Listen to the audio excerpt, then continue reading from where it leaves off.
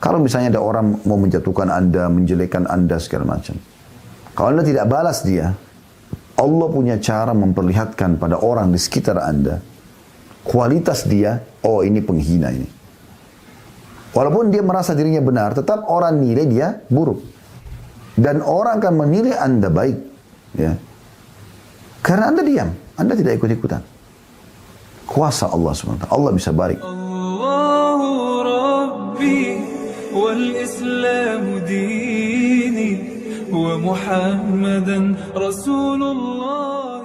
Assalamualaikum warahmatullahi wabarakatuh. Alhamdulillah.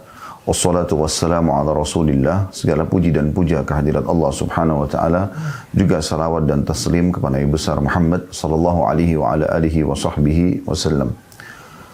Pertama-tama tentu saya mengucapkan jazakumullah khairan kepada seluruh teman-teman di Houston yang sudah ingin bergabung bersama kami atau meminta kami untuk mengisi materi.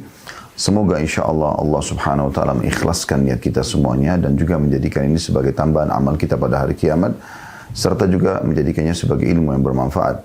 Dan kita akan bahas pada kesempatan ini temanya yaitu mulia dengan memaafkan. Ada salah satu perintah agama saudaraku seiman yang tidak semua orang bisa melakukannya, yaitu masalah memaafkan.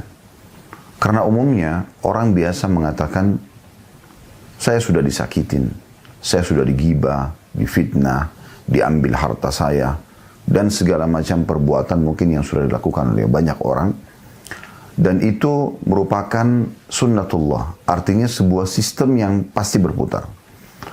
Tidak mungkin ada di antara kita teman-teman sekalian tidak pernah ditipu seumur hidupnya, atau disakiti seumur hidupnya. Itu sudah menjadi sebuah sunnatullah atau sistem akan terjadi. Lalu apa hikmahnya? Hikmahnya adalah agar kita bisa mendapatkan pahala sabar.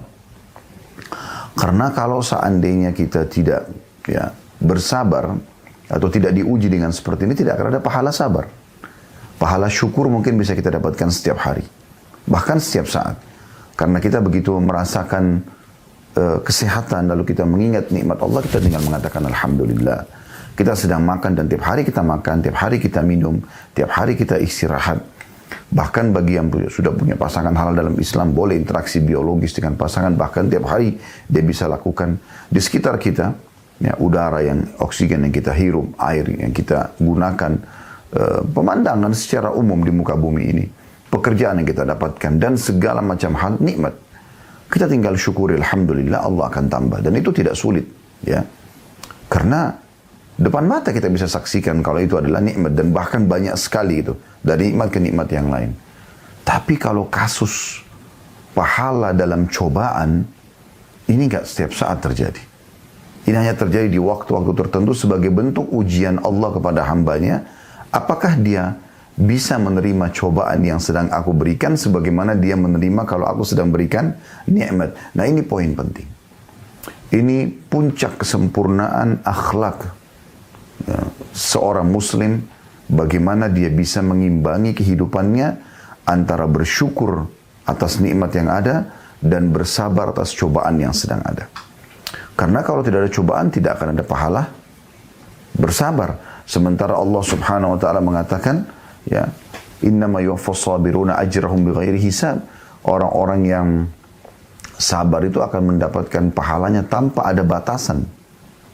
Baik. Kita akan coba masuk teman-teman sekalian, tentu bahasan bab sabar luas sekali. Karena banyak jenis-jenis cobaan, tapi kita ingin coba masuk ke masalah memaafkan. Mari kita renungi sama-sama dan coba buka firman Allah subhanahu wa ta'ala yang Allah sebutkan dalam surah Al-A'raf. Surah nomor 7 ayatnya 199. Al-A'raf surah nomor 7 ayat 199. Saya akan bacakan yang bunyinya, A'udzu billahi minasyaitonir rajim. Khudhil afwa wa'mur bil 'urfi wa'rid 'anil jahilin.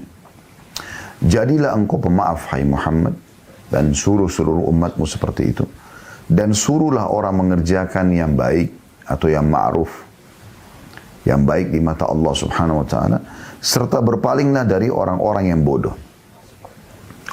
Saksi bahasan kita adalah potongan ayat khudhil afwa.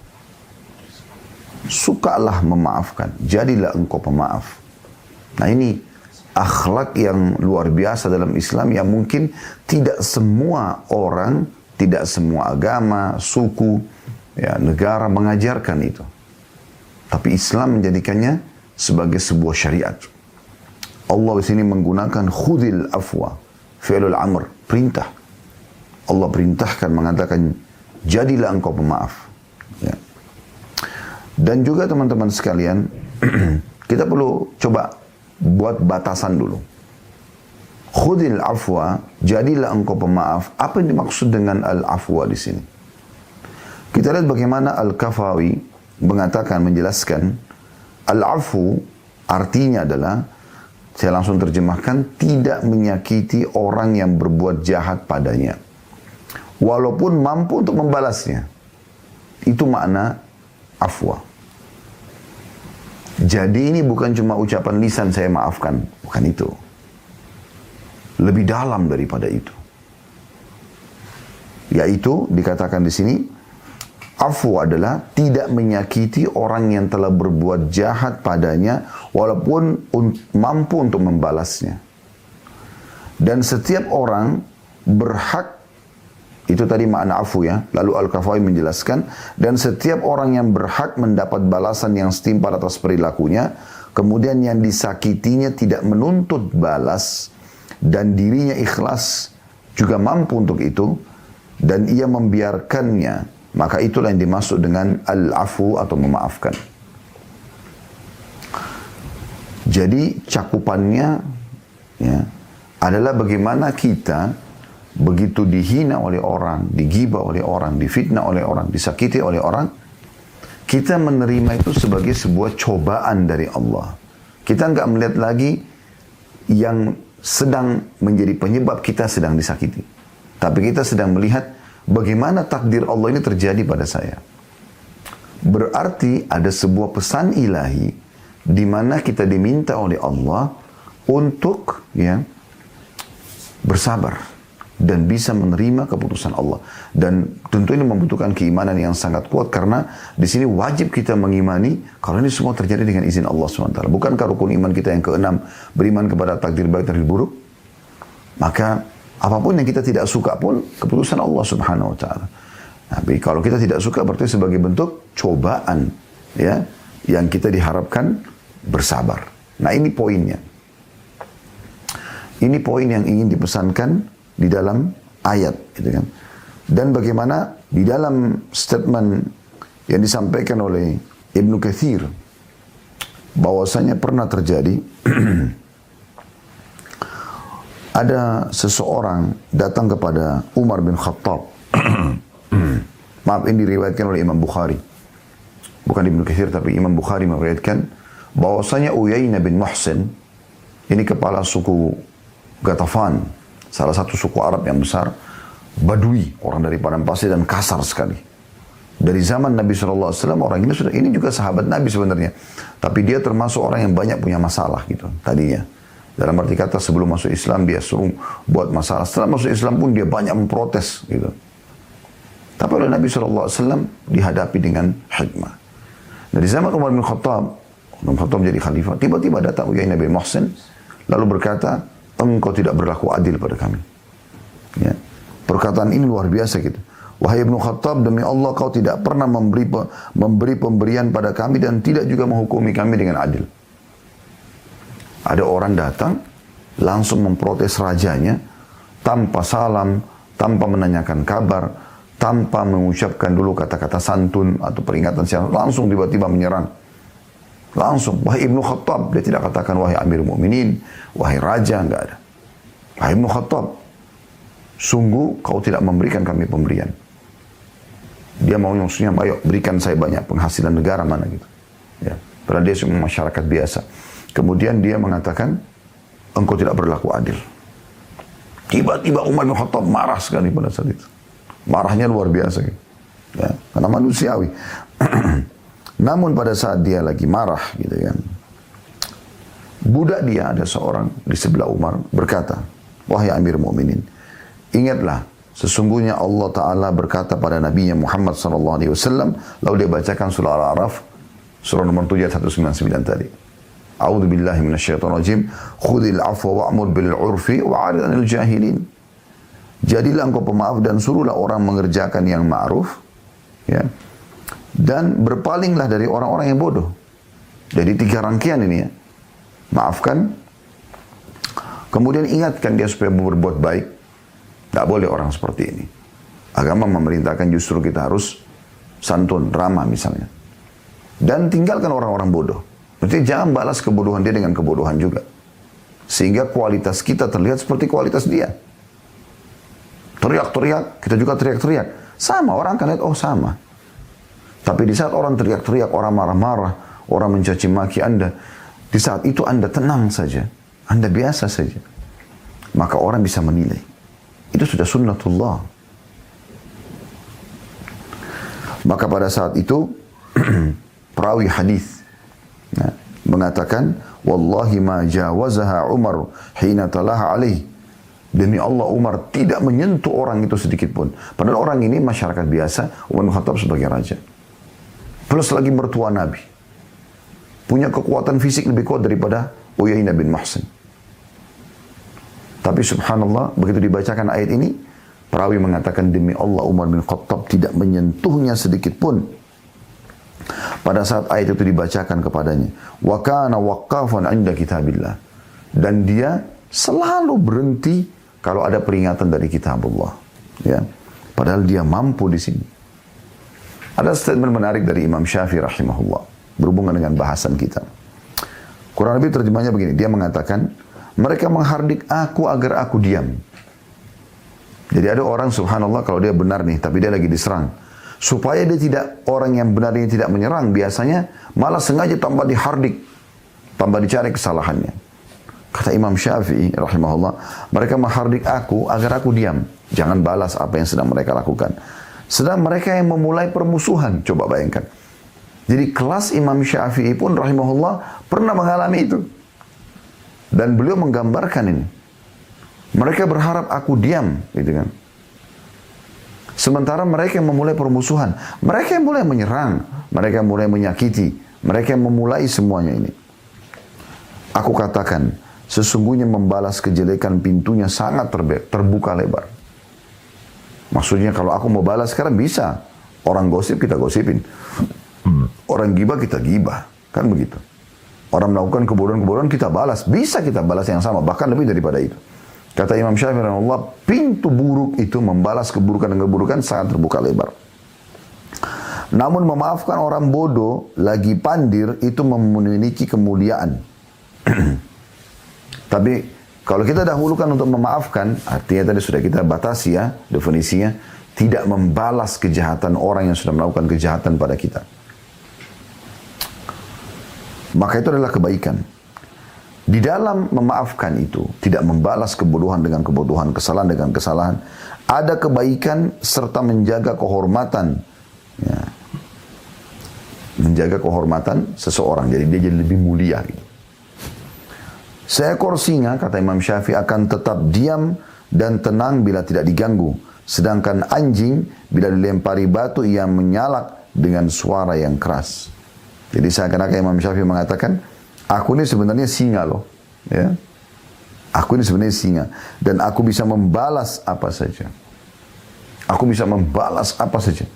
Bahkan lebih daripada perbuatanmu. Tapi, aku tidak perlu terganggu dengan semua itu. Aku hanyalah seekor singa yang kalau orang cuma teriak, dia biasa saja. Tapi kalau sudah dia merasa terancam mengganggu, mungkin dia akan lebih berbahaya. Sementara orang-orang yang berbuat sengaja fitnah, ghibah dan segala macam ini seperti anjing. Artinya menggonggong aja terus. Anjing itu diganggu, tidak diganggu, kadang-kadang sering begitu. Ya, Anda bisa lihat biasa anjing itu, kalau dia, subhanallah, kita lewat aja. Tiba-tiba menggonggong tanpa sebab. Entah kenapa, apakah ingin menakuti atau yang lainnya. Seperti itu. Jadi ada orang-orang memang gitu aja kerjanya. Subhanallah. Ya. Kemudian ada sebuah kisah yang unik teman-teman sekalian. Ini riwayat Bukhari Muslim. Jabir bin Abdullah radhiyallahu anhuma, seorang sahabat mulia, dan dia dan ayahnya seorang sahabat. Dan Abdullah adalah ayahnya yang pertama mati syahid di perang Uhud. Kisahnya cukup panjang, kita langsung masuk saja ke riwayatnya. Beliau menyampaikan bahwasanya Rasulullah SAW pernah berkata, Inna rajula atani wa ana naim fa akhadha as-sayfa fastaykadtu wa waqama ala ra'si falam ash'ur illa was-sayfu saltan fi yadihi faqala li man yamna'uka minni qala qultu Allah thumma qala fi ath-thaniya man yamna'uka minni qala qultu Allah qala fashama as-sayfa faha huwa dha jalis thumma lam ya'rid lahu Rasulullah sallallahu alaihi wasallam. Artinya ada seseorang yang datang kepadaku, kata Nabi SAW, ketika aku sedang tidur. Lalu dirinya tiba-tiba menghenuskan pedang, dan pedang itu dalam beberapa riwayat diletakkan langsung dekat leher Nabi SAW. Akan membunuh Nabi. Ini orang kafir ya. Di salah satu perjalanan Nabi SAW pulang ke Madinah. Beliau lagi istirahat di bawah sebuah pohon, sahabat-sahabat lagi istirahat semua di sekitar beliau, tapi tidak ada yang bersama Nabi pada saat itu. Ada satu orang tiba-tiba nyelonong masuk, orang non-muslim yang mau membunuh Nabi. Tiba-tiba menghunuskan pedang, tiba-tiba meletakkan di leher Nabi SAW. Dan dia mengatakan, siapa yang bisa menyelamatkan kau dari seranganku ini? Siapa yang bisa membelamu? Kata Nabi SAW, Allah. Dengan sangat tenang. Orang itu mengulangi kedua kali, aku juga menjawab sama, Allah. Maka pada saat aku mengucapkan itu, tiba-tiba saja pedangnya jatuh dari tangannya. Lalu dirinya duduk. Terjatuh. Dalam riwayat lain disebutkan, tiba-tiba waktu jatuh Nabi SAW berbalik berdiri, lalu kemudian memegang pedang dan meletakkan di lehernya kembali. Lalu Nabi SAW mengatakan apa yang seperti dia ucapkan, siapa yang bisa menolongmu dariku? Orang itu terdiam. Tapi yang perlu digarisbawahi di sini adalah, pada saat itu Nabi SAW tidak menyakiti orang itu sedikit pun. Ditinggalkan. Padahal ini orang kafir mau membunuh Nabi. Coba bayangkan, luar biasa beratnya itu. Sudah ada langkah untuk membunuh ya.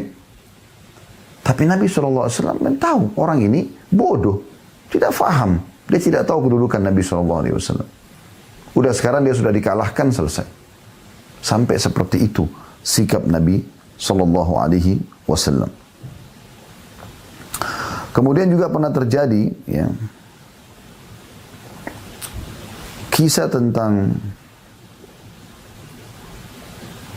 sahabat Nabi, para sahabat Nabi, 70 syuhada Uhud. Terbunuh semua, di antaranya Hamzah, Mus'ab, Abdullah bin Haram, kemudian besannya dia atau iparnya dia, Amr bin Jamu, dan beberapa sahabat Nabi yang lain. 70 orang mati syahid di perang Uhud. Anda bisa bayangkan teman-teman, pada saat itu terjadi mutilasi besar-besaran. Waktu umat Islam terpukul mundur, Nabi SAW dan kaum muslimin naik ke bukit Uhud, maka mereka melakukan kejahatan. Mereka mutilasi. Hamzah dipotong hidungnya, dadanya dibelah, jantungnya dicopot, dan sahabat-sahabat Nabi yang lain juga dimutilasi. Kejam sekali, sampai kata Umar bin Khattab pada saat Nabi SAW, pasukan Quraisy sudah pergi, Nabi SAW turun melihat jenazah-jenazah kaum muslimin. Waktu lihat jenazah Hamzah, beliau menangis terisak-isak. Tidak tega melihat pamannya diperlakukan seperti itu. Tapi apa yang terjadi teman-teman sekalian? Ini murni pasukan Quraisy ya. Beberapa tahun setelah itu, Nabi SAW membawa pasukan 10.000 pasukan muslimin menembus kota Mekah. Dan itu tanpa perlawanan sama sekali dari orang-orang Quraisy. Anda bisa bayangkan ini, tanpa perlawanan. Artinya, satu kota Mekah itu takluk dan menjadi hak kaum muslimin. Maka Nabi SAW mengumpulkan orang-orang Quraisy di dekat bukit Safa. Kemudian beliau mengatakan kalimat begini. Apa yang kira-kira menurut kalian akan aku lakukan pada kalian? Nabi mengingatkan sikap perilaku mereka di perang Uhud. Selain membunuh sahabat, juga mereka mutilasi. Nabi SAW mengingatkan penyerangan mereka ke Madinah di perang Khandak atau perang Ahzab. bagaimana mereka datang 10.000 pasukan, koalisi antara suku-suku Arab yang kafir, Quraisy, Ghatafan dan yang lainnya, ditambah 2 suku Yahudi yang ada di Khaybar, Kainuqa dan Nadir. Mereka ada di situ, ya. Dan mereka menyerang, mengepung Madinah 40 hari sekian, 40, kalau tidak salah 43 atau 44 hari kurang lebih ya tepatnya. Mengepung Madinah dan mereka akan menghancur leburkan kaum muslimin pada saat itu dan menjadikan Madinah sebagai harta rampasan mereka.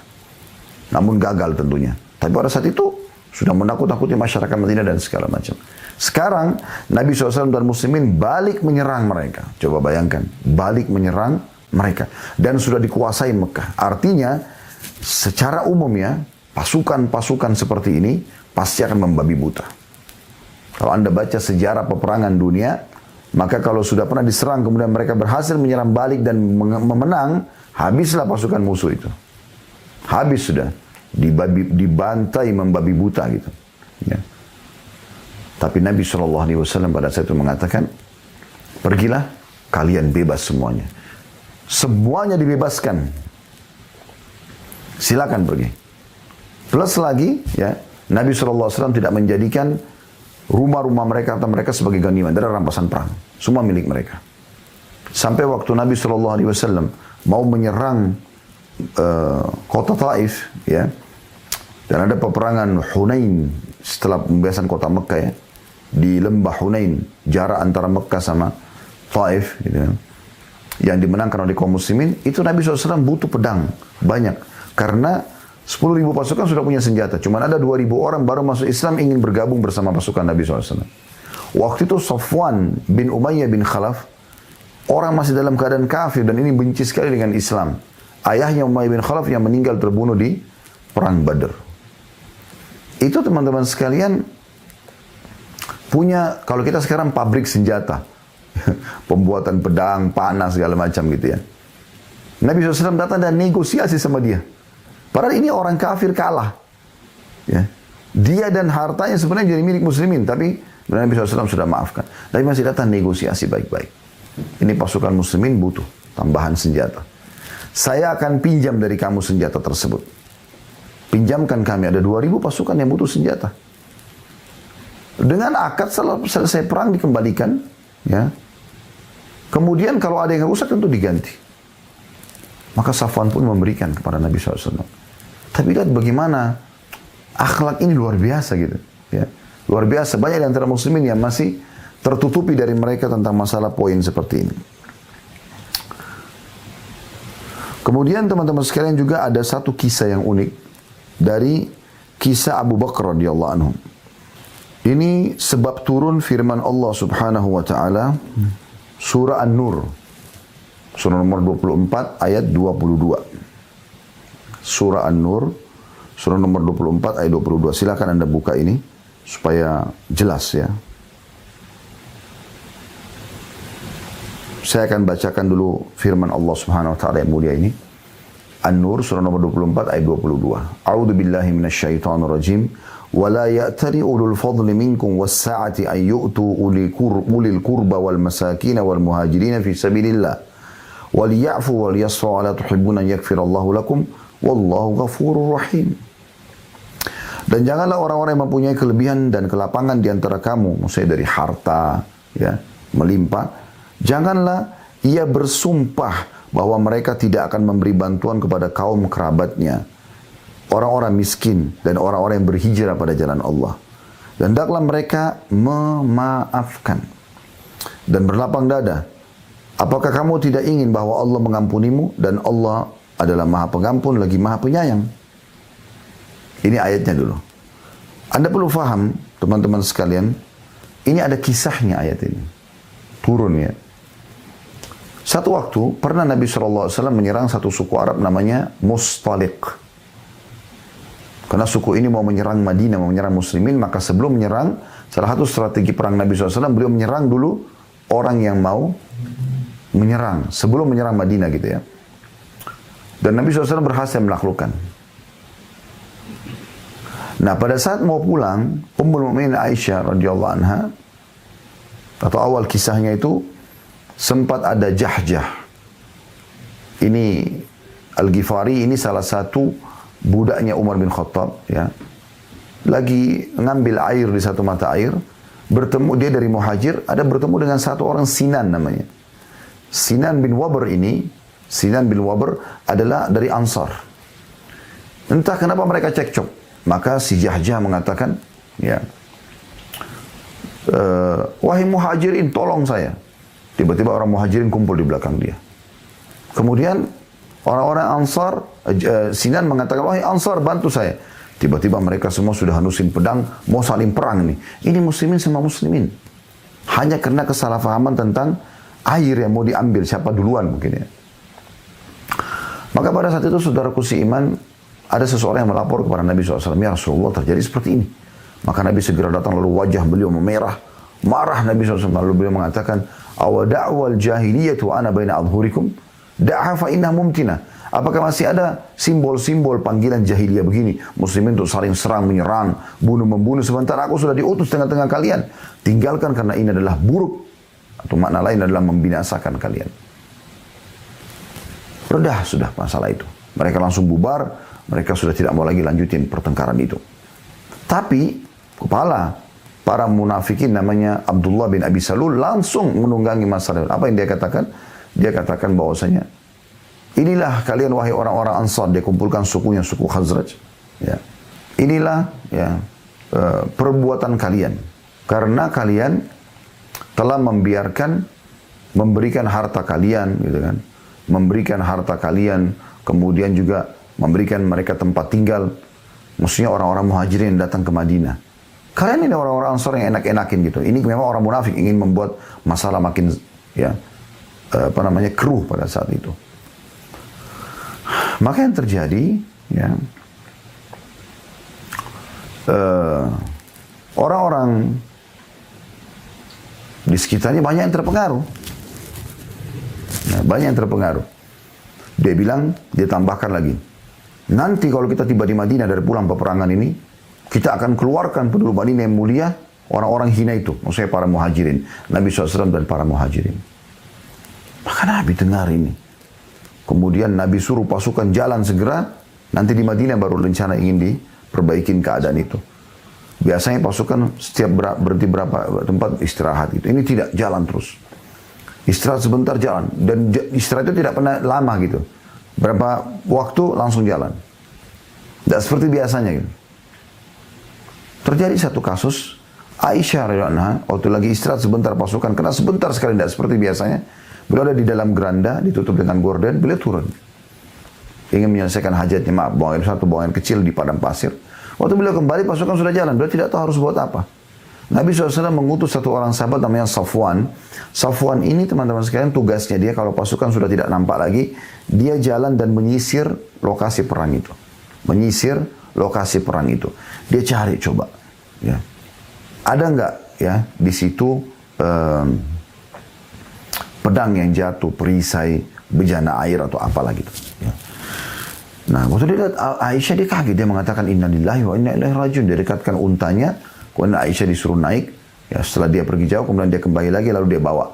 Sepanjang jalan mereka tidak bicara apapun. Pas pasukan istirahat lagi di titik yang kedua, dengan cepat mau jalan, Nabi SAW tanya, mana Aisyah? Dipanggil oleh para sahabat, hai Aisyah, Ummul Mukminin, tidak ada jawaban. Dibuka gorden gerandanya, tidak ada.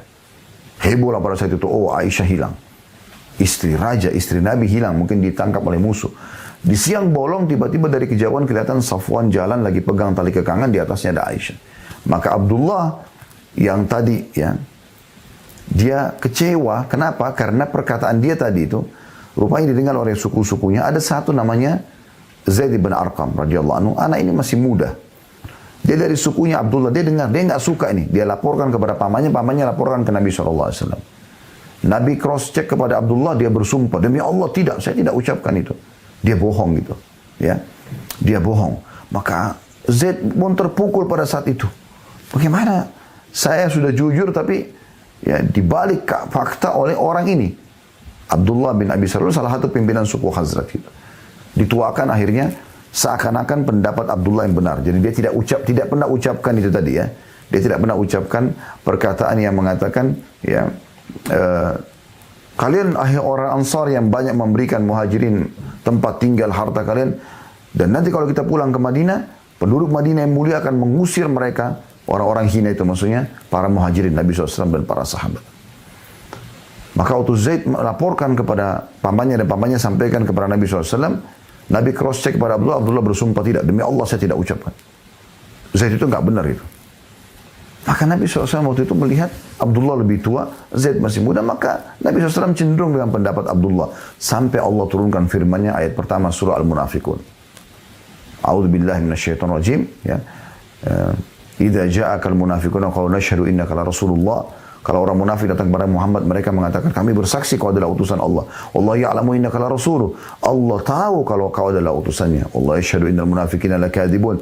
Dan Allah bersaksi orang-orang munafik itu pendusta. Maka langsung Nabi SAW panggil Zaid lalu mengatakan Allah telah membelamu. Kau telah benar gitu. Maka karena Abdullah bin Abi Salul merasa dimalukan, dia tidak mau ya, itu terus menyebar dengan muslimin. Kalau dia tidak melakukan, dia telah dusta gitu kan.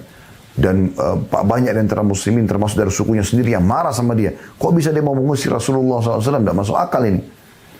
Maka dia pada saat kita kembali ke kisah tadi, dia lihat dari kejauhan Safwan jalan pegang tali kekangan unta, ada Aisyah di atasnya, maka dia pun mengatakan, ya, bagaimana bisa laki-laki sama perempuan berdua tidak terjadi apa-apa? Dia tidak terus terang bilang zina, tapi dia sebarkan. Tersebarlah itu. Kalau di pasukan, kalau Aisyah telah berzina sama Safwan, Anda bisa bayangkan luar biasa ini. Ya.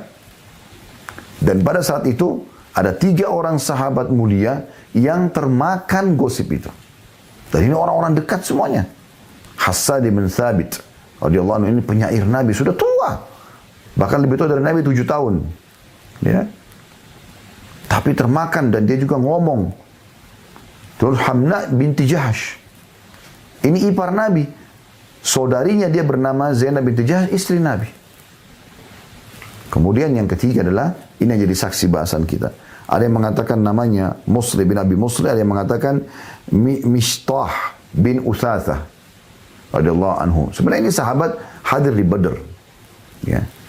Mistah ini hadir di Badr dan orang Badr ini dapat jaminan surga gitu. Tapi subhanallah di saat itu kemakan gosip. Nah, dia punya kisah unik di sini. Ya.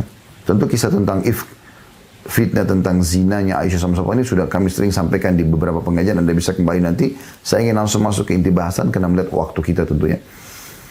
Maka pada saat itu Mistah ini termasuk yang menyebarkan gosip itu. Waktu Abu Bakar tahu, Abu Bakar selama ini membiayai hidupnya Mistah ini. Membiayai hidupnya.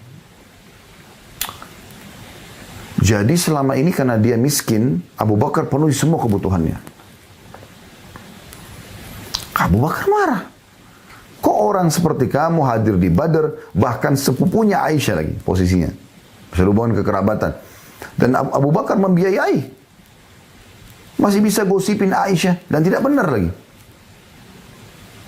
Gosip dalam kondisi benar pun tidak boleh itu menyebarkan aib, ghibah namanya. Apalagi kalau tidak ada ini fitnah lebih besar lagi dosanya. Maka Abu Bakar mengatakan, demi Allah saya tidak akan bantu lagi kamu mulai sekarang. Subhanallah. Di sini Abu Bakar, bayangkan teman-teman sekalian, pantas untuk marah. Bagaimana tidak? Anaknya yang sudah harum namanya menjadi istri Nabi digosipin berzina, walaupun dalam surah An-Nur Allah turunkan pembelaan terhadap Aisyah radhiyallahu anha. Gitu ya. Setelah kejadian itu ya. Dan yang menggosipin, beliau tidak marah dengan Hamna binti Jahash. Beliau tidak marah dengan Hassan bin Thabit. Karena ini orang yang tidak ada hubungan kerabat dengan Abu Bakar. Tapi, ya, Mistah ini adalah sepupu Aisyah. Dan dia kenapa gosipin? Pas lagi dia dibiayai hidupnya oleh Abu Bakar. Maka Abu Bakar marah, mengatakan, demi Allah, mulai sekarang saya tidak akan membiayai kau lagi. Maka gara-gara perkataan ini teman-teman sekalian, turunlah surah An-Nur tadi. Saya baca kembali terjemahannya ya. Kita lihat surah An-Nur ayat 22 ya. Dan janganlah orang-orang yang mempunyai kelebihan dan kelapangan di antara kamu. Maksudnya Abu Bakar di sini. Bayangkan saking mulanya Abu Bakar, turun ayat Allah sebutkan. Janganlah orang-orang yang punya kemampuan di antara kalian ya, bersumpah bahwa mereka tidak akan memberi bantuan kepada kaum kerabatnya. Turun kepada Mistah. Ya tadi sudah gosipin Abu Bakar, Aisyah berzina. Orang-orang miskin dan orang-orang yang berhijrah pada jalan Allah. dan hendaklah mereka memaafkan. Lalu apa keutamaannya kalau kita maafkan orang? Allah sebutkan sini tentang sikap Abu Bakar. Kalau kau maafkan hai Abu Bakar, maka Allah mengatakan, tidakkah kalian ingin Allah mengampunimu atau memaafkanmu? Dan Allah Maha Pengampun lagi Maha Penyayang. Waktu turun ayat ini Abu Bakar tidak pakai nunggu. Langsung dia mengatakan, iya demi Allah. Ya. Sesungguhnya aku akan memaafkan. Dan dia datang kepada Mistah lalu mengatakan, saya akan membiayai kau selamanya. Karena Allah menjanjikan akan memaafkan. Dan ini kejadian yang luar biasa. Luar biasa. Ya. Ini bukan kejadian kecil, tapi kejadian yang sangat besar, teman-teman sekalian. Kemudian juga ada hadis Nabi SAW yang perlu kita renungi di sini dalam kasus ini. Kata Nabi SAW, "Ma naqasat shadaqatun min malin." Tidak akan pernah berkurang harta seorang hamba karena bersedekah. Jadi kalau kita sedekah pasti akan bertambah. Itu resepnya. Ini perbedaan dasar Islam sama kapitalis. Islam selalu suruh sedekah pangkal kaya. Kapitalis nabung pangkal kaya. Nggak bisa ketemu. Karena sedekah mengeluarkan, nabung berarti menahan. Gitu. Kemudian kata Nabi SAW, "Wa ma zadallahu 'abdan bi'afwin illa 'izza." Dan tidak ada yang Allah tambahkan kepada seorang hamba yang suka memaafkan kecuali kemuliaan. Diam saja. Tidak usah balas keburukan dengan keburukan. Yakin dalam hitungan waktu yang sangat dekat, Allah akan balik keadaan. Jangan kita yang habiskan energi, kita nggak mampu. Biarkan Rabbul Izza wal Jalal, Tuhan kita yang maha mulia, ya. Dialah yang akan membalas ini. Wa ma tawadha ahadun lillahi illa rafa'ahu Allah. Dan tidak ada orang yang merendah karena Allah kecuali pasti Allah akan naikkan derajatnya. Nah, ini luar biasa gitu. Ada kisah unik terjadi di zaman Nabi SAW. Diriwayatkan oleh Anas bin Malik radhiyallahu anhu. Beliau mengatakan begini, saya langsung terjemahkan karena cukup panjang. Kami pernah duduk bersama Nabi SAW suatu hari, maka beliau berkata, tiba-tiba ini, akan muncul dari pintu masjid ini ahli surga. Maka seluruh mata orang di masjid menuju ke pintu itu. Karena ini langsung Nabi kasih tiket, ini orang ahli surga. Maka muncullah seseorang dari Ansar, tidak disebutkan namanya di sini, ya.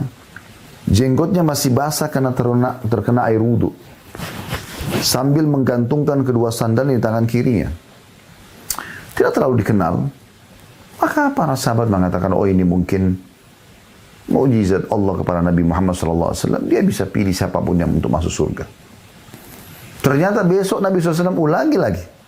Akan masuk dari pintu ini ahli surga. Dijamin surga nih. Mata semua ke sana, orang yang sama masuk. Masih juga didiamkan oleh para sahabat. Hari ketiga, Nabi ulangi lagi. Akan masuk dari pintu ini ahli surga. Semua mata ke sana, orang yang sama lagi. Oh, berarti ada sesuatu nih, nggak mungkin. Bukan hanya sekedar Nabi jamin begitu saja, bagi-bagi tiket surga, bukan. Ada sesuatu yang Nabi ingin sampaikan pesan dari perbuatan orang ini. Maka Abdullah bin Amr bin As radhiyallahu anhuma, beliau mengatakan, mengikuti orang itu sambil mengatakan, saya ingin, ringkasnya sebenarnya saya ingin bertamu di rumah Anda. Ya. Maka orang itu mengatakan silahkan. Tujuannya Abdullah bin Amr bin As radhiyallahu anhuma hanya untuk mau tahu orang ini buat apa sebenarnya. Kok Nabi jamin 3 hari berturut-turut surga? Coba bayangkan ini. Ini gak gampang gitu. Kita kalau hidup di zaman itu aja belum tentu kita dapat jaminan surga. Bahkan banyak sahabat Nabi tidak langsung Nabi jamin surga gitu. Ya. Ada beberapa di antara mereka yang Nabi tunjuk, Abu Bakar di surga, Umar di surga, 10 orang yang masuk surga ada disebutkan nama-nama sahabat ya. Utsman bin Affan, Ali bin Abi Thalib, Sa'ad bin Abi Waqqas, Abdurrahman bin Auf, Ubaidah bin Jarrah, Sa'id bin Zaid, kemudian Sa'ad bin Abi Waqqas, ya, Abdurrahman bin Auf. Ada dia yang jamin masuk surga. Tapi yang tidak umum, tidak semuanya gitu. Yang langsung Nabi tunjuk. Orang ini 3 hari Nabi tunjuk. Maka dia penasaran, dia datang. Orang itu menyambutnya di rumahnya. Dia perhatikan. Yang uniknya di riwayat ini dikatakan, Abdullah mengatakan, saya tidak temukan orang ini dalam 3 hari itu sholat malam. Dia kalaupun terbangun malam, dia hanya bolak-balikan badannya sambil berzikir. Lalu dia bangun waktu subuh, dia sholat. Dan dalam kesehariannya, selama 3 hari itu biasa aja. Maksudnya tidak ada ibadah istimewa yang menurut Abdullah dia belum pernah lakukan. Abdullah belum pernah lakukan gitu. Setelah 3 hari baru dia mengatakan, karena dia penasaran, dia mengatakan, sesungguhnya ada alasan saya kenapa saya datang nginap di sini. Lalu dia sebutkan, sebelum saya minta bertamu ke rumahmu, selama 3 hari berturut-turut, Nabi SAW jamin buat kau surga. Apa yang sebenarnya kau lakukan ini? Itu sebabnya saya menjadi tamu di tempat kamu. Dalam riwayat ini dikatakan, awalnya orang ini diam. Tapi pada saat Abdullah ingin pergi, dipanggil sama dia. Lalu dia mengatakan, ya, ini perkataan dia ya. Falamma wallaitu da'ani, kata Abdullah bin Amr. Pada saat saya mau pergi, saya dipanggil oleh orang tersebut. Faqala ma huwa illa ma ra'ait. Sesungguhnya apa saja yang kau lihat itu saja yang saya lakukan. Ya. Karena Abdullah sempat mengatakan, saya tidak lihat ada satu keistimewaan khusus yang kamu lakukan gitu. Kau bisa dapat jaminan surga nih. Maka orang ini mengatakan, seperti yang kau lihat, saya tidak tambah tidak kurang, begitu memang yang saya kerjakan setiap hari. Ghaira anni la ajidu fi nafsi li ahadin minal muslimina gishan. Kecuali dia mengatakan, hanya saja saya tidak memiliki perasaan dendam dalam hati kepada seorang muslim pun. Walaupun dia sudah buat jahat sama saya, nggak ada dendam dalam hati. Membatasi interaksi setelahnya itu boleh bagi orang yang telah menyakiti kita. Tapi kita tidak tanamkan dendam dalam hati. Ini sikapnya ini. Mirip tadi dengan makna al-afu, ya.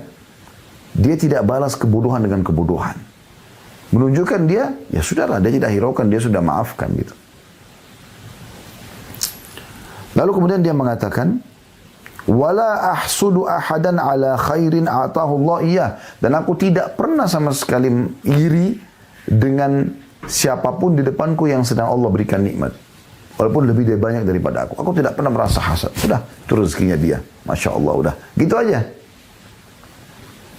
Faqala Abdullah hadhihi allati balagat bika wahiyya allati la nutiq. Oh, ternyata ini kata kuncinya, kata Abdullah. Inilah yang telah menyampaikan kau pada derajat jaminan surga itu. Dan betul-betul kami tidak mampu melakukannya. Karena enggak sembarangan orang disakitin, dia masih bisa memaafkan. Itu luar biasa itu. Ya. Itu luar biasa. Karena teman-teman sekalian, untuk memaafkan orang itu butuh iman yang kuat. Ya. Tapi ingat, kita bertemu dan membahas pada kesempatan ini teman-teman sekalian, justru untuk menekankan poin penting. Bahwasanya ini tiket ya menghadapi kejahatan orang lain pada kita. Bukan dengan ya membalas keburukan dengan keburukan. Namun ada poin penting untuk digarisbawahi. Kalau seandainya kejahatan itu sudah sampai mengancam ya jiwa kita, ya, mengancam akan ada perampasan harta, mengancam ya akan terjadi kejahatan pada istri dan anak-anak, maka kita boleh membalas itu. Ya. Fa in aqabtum fa'aqibu mithla ma uqibtum bihi, kata Allah. Kalau sampai pada tingkat kalian diperlakukan jahat sekali, maka kalian bisa membalas hukuman itu. Tapi balasannya ini sesuai dengan prosedur yang ada. Misalnya kita laporkan dia gitu kan. Kalau misalnya ada orang atau kita terpaksa nih melawan, contoh kita lagi tengah jalan ada perampok datang. Tiba-tiba dia datang dengan pisaunya, dengan pedangnya, dengan senapannya misalnya. Tiba-tiba dia mau membunuh kita. Pada saat itu kita bukan mengatakan, oh saya disuruh maafkan dalam Islam. Beda ini kasusnya. Karena sudah mengancam nyawa Anda, itu yang pertama. Mengancam harta Anda, yang kedua. Kalau ada istri anak Anda di mobil misalnya, juga terancam, ini beda. Ini kembali kepada hadis yang pernah Nabi SAW sampaikan kepada seorang sahabat yang berkata, ya Rasulullah, bagaimana kalau ada orang ingin membunuhku, merampas hartaku? Kata Nabi SAW, qatilhu, lawan orang itu. Nabi suruh lawan. Gitu kan? Jadi perlu difahami nih ya. Kemudian orang itu mengatakan, bagaimana kalau aku membunuhnya? Kata Nabi SAW, kau tidak salah. Dalam Islam kita bicara. Lalu bagaimana kalau aku membunuhnya? Ya. Bagaimana kalau aku dibunuh? Kalau aku membunuhnya, kata Nabi SAW, kau tidak salah. Kalau aku yang dibunuh, kata Nabi SAW, engkau mati syahid. Dan Nabi SAW masukkan dalam hadis beliau, ya, termasuk orang yang mati syahid adalah orang yang mati membela dirinya, hartanya, kehormatannya. Ini nggak masuk dalam masalah ini. Atau ada orang akan merampas harta Anda, intimidasi Anda. Dia menculik anak Anda, kemudian dia pun memaksa harta. Anda laporkan ke polisi, laporkan kepada aparat, gitu kan? Sambil berdoa kepada Allah SWT dan menerima ini sebagai keputusan dari Allah. Tapi kita ikhtiar. Karena sabar itu teman-teman definisinya adalah menerima keputusan Allah dan ikhtiar mencari jalan keluar. Itu yang benar. Ya. Dan juga terancam misalnya ada pencuri masuk ke rumah. Dia bisa memerkosa istri kita, bisa mengganggu, membunuh anak kita, bisa mengambil harta, bahkan bisa membunuh kita. Lalu kita lawan dia. Itu nggak ada kesalahan di situ. Maka ini poin juga perlu digarisbawahi. Maka memaafkan ini contoh misalnya. Orang gosipin, orang fitnah, ya, orang mencari-cari kesalahan Anda, ya sudahlah. Dalam Islam anggap biasa saja. Ya. Dan yakin kalau Anda tidak balas dengan keburukan, Allah yang akan mempermalukan dia. Allah akan membalas dia. Dan itu poin penting. Ada juga hadis Nabi SAW yang perlu kita renungi dalam bahasan kita, teman-teman. Hadis ini hadis yang sahih riwayat Abu Daud, riwayat Tirmidzi, ya.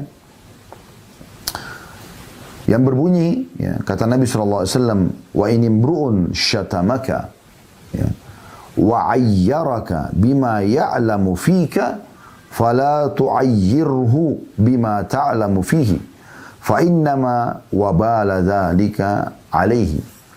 Artinya, jika ada seorang menghinamu, perhatikan ini sabda Nabi, bukan perkataan saya.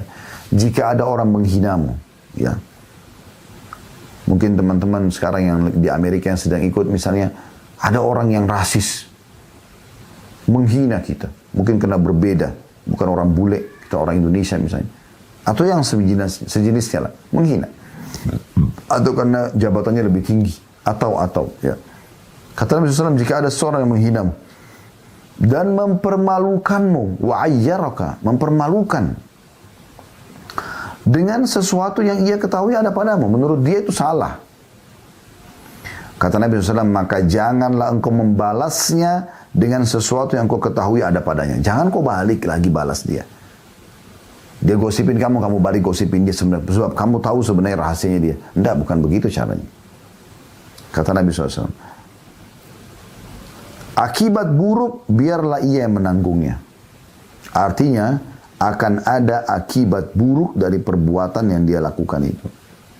Nah ini poin harus diperhatikan.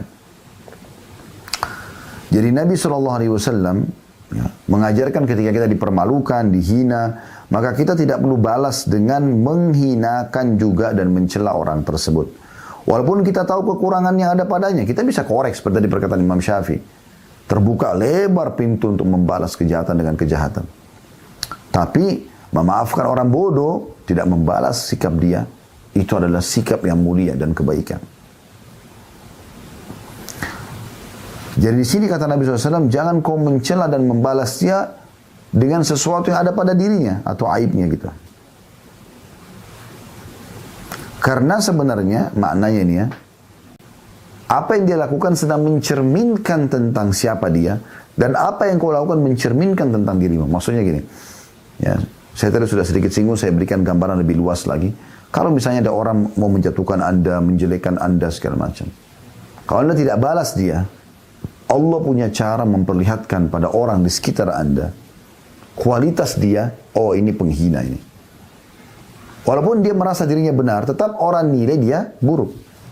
Dan orang akan menilai Anda baik. Ya. Karena Anda diam, Anda tidak ikut-ikutan. Kuasa Allah SWT. Allah bisa balik. Sudah itu sistem. Gak akan pernah berubah. Gak akan pernah berubah. Kalau Anda balas keburukan dengan keburukan, maka akan terjadi hal yang besar. Ya. Hal yang tidak baik. Syekh Utsaimin rahimahullah punya statement yang menarik. Beliau membahas tentang hadis tadi yang kita baru bahas itu ya. Beliau mengatakan, dari hadis ini, hendaklah setiap orang memiliki sifat mudah memaafkan yang lain. Tidak semua isu yang sampai ke telinganya ia terima mentah-mentah. Lantas ia membenci orang yang menyuarakan isu yang tidak menyenangkan tersebut. Hendaklah setiap orang memiliki sifat pemaaf. Karena Allah memiliki sifat mulia tersebut. Allah kan afu, ghafur, maha pengampun, maha pemaaf. Ya. Karena Ya. Allah sangat menyukai orang yang memiliki sifat mulia itu. Yang mudah memaafkan yang lain. Lantaran itu ia akan diberi ganjaran karena jika dibalas dengan saling mempermalukan dan menjatuhkan, pasti konflik yang terjadi tak kunjung usai. Permusuhan akan tetap terus ada. Jika malah dibalas dengan diam, maka rampunglah perselisihan yang sedang berkecamuk. Ini beliau jelaskan dalam syarah Riyadhus Shalihin beliau, jilid 4 halaman 297. Itu juga Allah ingatkan. Kalau ini orang-orang yang melakukan seperti ini, menyerang anda segala macam, ini orang bodoh dalam pandangan agama. Kalau dia pintar, dia tahu agama, dia tidak akan mungkin menyerang orang, karena dia tahu menyerang orang itu dilarang dalam agama. Tidak boleh gitu. Beda halnya kalau ada orang jahat, kemudian orang jahat ini memang dia mau merampok bank, dia mau merampok rumah orang, dia mau membunuh orang, dia mau memerkosa. Anda laporkan itu beda. Bukan itu yang dimaksud. Ya. Tapi kalau ada orang apa saja dari anda pasti dijadikan sebuah masalah. Seakan-akan dia bangun tidur sampai tidur lagi hanya cari kesalahan anda saja. Apa yang Allah katakan dalam surah Al-Furqan? Perhatikan, buka surah Al-Furqan ayat 63. A'udzu billahi minasyaitonir rajim. Wa idza khatabahumul jahiluna qalu salama. Apabila ini hamba-hamba Allah yang sangat disayangi oleh Allah, ibadur rahman. Apabila orang-orang jahil menyapa mereka, sengaja, alim ya, gini, itu diolok-olok segala macam, maka mereka mengucapkan kata-kata yang mengandung keselamatan. Maksudnya, gak usah jawab atau jawab sebatasnya, secukupnya. Syekh Muhammad mengatakan, bin Utsaimin, makna daripada ya apa yang dimaknakan atau disebutkan dalam surah Al-Furqan ayat 63 ini, beliau mengatakan, jika ada orang jahil mengejek, maka balaslah dengan mengucapkan doa kebaikan untuknya. Bahkan semisal engkau mengucapkan jazakallahu khairan. Kalau dia jelekin kita mengatakan jazakallahu khairan. Ya. Lalu berpaling darinya. Tidak perlu berbicara dan melakukan hal lainnya. Ini saran para ulama kita. Bahkan ada orang yang jelek-jelekin kita, kau begini, kau begitu, macam-macam. Sengaja nyari kesalahan kita, jazakallahu khairan. Maknanya apa? Kalau kau benar, Allah balas kau. Kalau kau jahat, kau sudah memberikan aku pahala sebenarnya. Ya. Jadi kita pun mengucapkan jazakallah, semoga Allah balas dengan kebaikan karena kau telah memberikan aku sesuatu. Makanya seorang salaf pernah digosipin oleh orang lain, gitu kan? Apa yang terjadi? Dia baru membeli kurma dengan tangkainya, dia langsung bungkus, dia suruh muridnya bawa ke rumah orang yang sedang gosipin dia. Dengan surat sepucuk surat isinya, ya semoga Allah membalasmu dengan kebaikan karena kau telah berbagi pahala kepadaku. Dan sebagai balasan perbuatanmu ini, aku berikan kau kurma ini. Begitu. Dan perlu anda ketahui ya, Nabi SAW tidak luput dari gangguan orang dan hinaan orang. Para sahabat yang mulia, Nabi-Nabi juga sebelum Nabi SAW sama. Ya, para sahabat Nabi yang mulia tidak luput dari gangguan orang. Abu Bakar sama Umar radhiyallahu anhuma sampai hari ini masih ada orang yang hina-hina mereka. Coba bayangkan. Abu Bakar sama Umar sudah meninggal dunia radhiyallahu anhuma.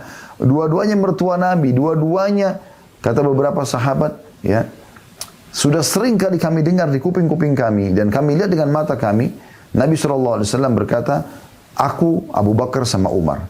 Dan kami melihat bagaimana Nabi jalan bersama Abu Bakar sama Umar. Dan Allah sudah buat sistem, subhanallah, setelah Nabi SAW meninggal, Abu Bakar jadi khalifah, lalu disusul oleh Umar. Tapi setelah meninggal pun masih ada yang gosipin. Ada yang salahin, bahkan ada yang mengkafirkan. La haula wa la quwata illa billah. Pernah ditanya kepada Ummul Mukminin Aisyah radhiyallahu anha, setelah meninggal Nabi SAW, meninggal Abu Bakar, meninggal Umar, maka ada yang berkata, wahai Ummul Mukminin, bagaimana pendapat anda dengan orang yang menjelek-jelekan Abu Bakar sama Umar? Sementara mereka, siapa yang tidak kenal di antara muslimin keutamaannya gitu. Orang-orang yang normal akalnya, hatinya dipenuhi dengan keimanan, dia akan menghormati dua sahabat yang mulia ini. Maka Aisyah cuma menjawab mengatakan, saya tidak melihat kecuali Allah masih menginginkan pahala buat mereka. Pahala melimpah itu yang tidak bisa didapat kecuali melalui proses itu. Saya sudah kasih gambaran tadi. Kalau syukur kita bisa lakukan setiap saat. Tapi bersabar dalam masalah ini tidak setiap saat. Di saat datang, disitulah puncak pahala yang dia bisa dapatkan. Apakah Anda berhasil meraihnya atau tidak? Berhasil nggak Anda tambahkan di catatan buku amal Anda tentang amal saleh ini? Ini hal yang luar biasa, ya. Allah Subhanahu wa taala menyebutkan dalam surah Fussilat ayat 34 sampai 35, Anda bisa buka surah Fussilat. Bunyinya a'udzubillahi minasyaitonir ayat 34 sampai 35 ya. Wala tastawil hasanatu walas sayyi'ah. Tidaklah sama kebaikan dan kejahatan. Tidak mungkin orang niat jahat sama orang niat baik beda. Akan Allah nampakkan itu di depan orang-orang. Idfa' billati hiya ahsan. Tolaklah kejahatan itu dengan cara yang baik. Fa idzal ladzi bainaka wa bainahu adawatun ka'annahu waliyyun hamim. Maka nanti orang-orang tiba-tiba orang-orang yang ya, antaramu dan antara dia ada permusuhan seolah-olah menjadi teman yang baik, teman yang setia. Karena dia malu kan kita tidak balas keburukan dia.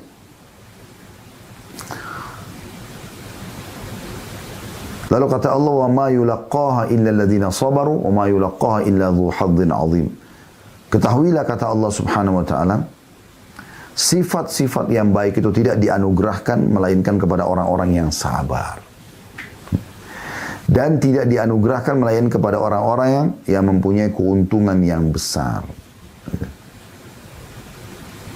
Mujahid mengatakan, menanggapi surah Fussilat ayat 34 sampai 35, ini Mujahid nama seseorang ya, dari orang soleh, dulu dinukil dari kitab Tahzib ya. At-Tahzib li Hilyatil Awliya di halaman 771. Beliau mengatakan yang dimaksud balaslah dengan lebih baik, yaitu balaslah dengan berjabat tangan dengannya. Bahkan seperti itu. Ya. Ibnu Abbas berkata radhiyallahu anhuma, Allah memerintahkan pada orang beriman untuk bersabar ketika ada yang membuat marah, membalas dengan kebaikan jika ada yang buat jahil, dan memaafkan ketika ada yang buat jelek. Ya. Jika setiap hamba melakukan hal semacam ini, Allah akan melindungi dari gangguan syaitan dan akan menundukkan musuh-musuhnya. Coba bayangkan. Malah yang semula bermusuhan bisa menjadi teman dekatnya karena tingkah laku baik semacam ini. Saya ulangi, ini statement yang luar biasa. Ini perkataan sahabat yang mulia Abdullah bin Abbas. Renungi baik-baik teman-teman sekalian. Kata beliau, Allah memerintahkan pada orang beriman, ini orang beriman saja, ya, untuk bersabar ketika ada yang membuat marah, membalas dengan kebaikan jika ada yang buat jahil, dan memaafkan ketika ada yang buat jelek. Jika setiap hamba melakukan semacam ini, Allah akan melindunginya dari gangguan syaitan dan akan menundukkan musuh-musuhnya. Jadi bukan dengan perang otot ya, tapi Allah punya cara. Dan ini menunjukkan keberadaan sang pencipta Allah. Malah yang semula bermusuhan bisa menjadi teman dekat karena tingkah laku yang baik. Ibnu Katsir rahimahullah menjelaskan dalam tafsir Quran Al-Azim, tafsir beliau masyhur, jilid 6 halaman 529 sampai 530, yang artinya kurang lebih, namun yang mampu melakukan seperti ini adalah orang-orang yang memiliki kesabaran, karena membalas orang yang menyakiti kita dengan kebaikan adalah suatu yang berat bagi setiap jiwa. Tapi kalau ada modal keimanan, kita lakukan itu. Dan Allah menyebutkan dalam surah Asy-Syura, ini pelajaran. Ya. Dan kita tutup dengan ini insyaAllah. Surah Asy-Syura ini berbunyi ayat 40. A'udzu billahi minasyaitonir rajim, faman 'afa wa aslaha fa ajruhu 'ala Allah. Barang siapa yang memaafkan dan berbuat baik, maka pahalanya adalah tanggungan Allah. Allah akan balas. Pahalanya akan Allah balas ya. Saya ingin menutup juga dengan, coba kita buka sama-sama surah Al-Imran, surah nomor 3 dalam Al-Quran, ayat 133 dan 34 ya. Kita tutup dengan ini insyaAllah. Setelah ini kalau ada pertanyaan silahkan.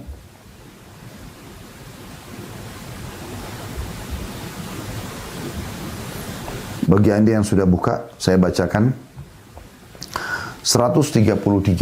Kita mulai di situ. Al-Imran, surah nomor 3, 133. A'udzu billahi minasyaitonir rajim. Wasari'u ila maghfiratin min rabbikum wa jannatin 'arduha as-samawati wal ardu 'iddat lil muttaqin. Dan bersegeralah kamu kepada ampunan dari Tuhanmu dan kepada surga yang luasnya seluas langit dan bumi yang disediakan untuk orang-orang yang bertakwa. Segera, mumpung hari ini masih ada umurmu, hai saudaraku, maka hari ini beramal salehlah. Beramal salehlah. Segera, kalau masa lalu kita sudah diisi amal saleh, kita tinggal lakukan yang sama, konsisten. Jaga sampai ajal datang. Kalau masa lalu kita buat dosa, maka bertobat dan beristighfar kepada Allah. Segera pada pengampunan Tuhan dan kejar surga yang luasnya seluas langit dan bumi. Dijanjikan untuk orang yang bertakwa. Baik, Allah 134 yang menjelaskan. Siapa orang yang bertakwa yang Allah maksudkan ini? Yang dijanjikan surga bagi mereka. Allah sebutkan, alladzina yunfikuna fis sarra'i wad dharra'i wal qadhimina al ghaidha wal 'afina 'anil nas wallahu yuhibbul muhsinin. Yaitu orang-orang yang menafkahkan hartanya baik di waktu lapang maupun sempit, suka bersedekah, dermawan. Ini ciri pertama ahli surga yang disebutkan sini, ya, dari orang-orang yang bertakwa. Yang kedua, cirinya, dan orang-orang yang menahan amarahnya. Qadhiminal ghaidh artinya orang yang mampu melampiaskan emosinya dan dia mampu. Dia punya power, dia bisa, tapi dia tidak lakukan. Ingat kisah tadi, Abu Bakar yang memaafkan Mistah, ya. Lalu Allah mengatakan, dan orang yang memaafkan kesalahan orang lain. Ingat, tidak membalas mereka dengan kebaikan, keburukan-keburukan juga. Dan Allah menyukai orang-orang yang berbuat kebajikan. Itu poinnya. 3 ciri tentang orang yang bertakwa yang merupakan ahli surga. Di ayat 135-nya Allah tambahkan ciri yang keempat. وَالَّذِينَ إِذَا فَعَلُوا فَاحِشَةً أَوْ ظَلَمُوا أَنفُسَهُمْ ذَكَرُوا اللَّهَ فَاسْتَغْفَرُوا لِذُنُوبِهِمْ وَمَا يَغْفِرُ الذُّنُوبَ إِلَّا اللَّهُ وَلَمْ يُصِرُّوا عَلَى مَا فَعَلُوا وَهُمْ يَعْلَمُونَ. Dan juga orang-orang yang apabila mengerjakan perbuatan keji atau menganiaya diri mereka sendiri, buat dosa, ya. Mereka ingat akan Allah lalu memohon ampunan terhadap dosa-dosa mereka, dan siapa lagi yang dapat mengampuni dosa selain Allah, dan mereka tidak meneruskan perbuatan kejinya itu sedang mereka mengetahuinya. Lalu Allah tutup di 136-nya, ulaika jazaa'uhum maghfiratun min rabbihim wa jannatun tajri min tahtiha al-anharu khalidina fiha wa ni'ma ajrul amilin. Mereka itu balasannya adalah ampunan dari Tuhan mereka dan surga di dalamnya mengalir sungai-sungai sedang mereka kekal di dalamnya, dan itulah sebaik-baik pahala bagi orang-orang yang beramal. Ya. Dinukil ada kisah seorang salafus saleh. Mereka, teman-teman sekalian, atau dia lagi duduk sama tamunya, ya, di dalam satu majelis di ruang tamu, datang pembantu budaknya, ya, budak masa itu ada perbudakan, datang membawa marak kuah yang berisi daging yang panas sekali. Tiba-tiba tanpa sengaja budak ini kakinya kesentuh dengan karpet, ya, dan langsung saja pada saat itu tumpah marak yang panas itu ke badan majikannya. Coba Anda bayangkan. Ya. Tumpah kuah panas ke tubuh dia. Subhanallah, wajahnya berubah, tiba-tiba mau marah. Tapi budaknya ini orang beriman. Dia mengatakan, wahai Tuhan, Allah telah berfirman. Begitu orang soleh ini mendengarkan Allah telah berfirman, dia mengatakan, bacakanlah. Dari kondisi badannya lagi basah dengan kuah yang panas ini. Pembantu ini membacakan tadi, ya. Wal qadhiminal ghaidh, dan orang yang bisa menahan emosinya pada saat dia sedang marah. Dia mampu melampiaskan. Maka dia mengatakan, ya, saya akan tahan emosi saya. Kemudian budaknya mengatakan, belum selesai Tuhan. Firman Allah masih berlanjut, kata tuannya, majikannya, bacakanlah. Dia mengatakan, wal afina 'anil nas, dan orang yang suka memaafkan orang lain. Maka tiba-tiba dia lebih rendah lagi. Dia mengatakan, saya sudah memaafkanmu. Lalu budaknya mengatakan, belum selesai Tuhan. Allah masih mengatakan, wallahu yuhibbul muhsinin, dan Allah suka orang-orang yang berbuat kebaikan. Maka apa kata majikannya, tuannya, pergilah, kau telah saya bebaskan. Coba bagaimana orang-orang beriman menanggapi firman Allah Subhanahu wa taala dan bagaimana mereka menerapkan syariat Allah Subhanahu wa taala. Sekali lagi memang sebagaimana Ibnu Katsir mengatakan ini sesuatu yang sulit bagi jiwa, tapi bagi orang beriman tidak akan sulit karena pahala-pahala yang khusus Allah berikan tanpa batasan, tanpa hisab lagi hanya bagi orang yang bisa bersabar pada saat melalui cobaan yang sedang ada. Ya, Allahu a'lam.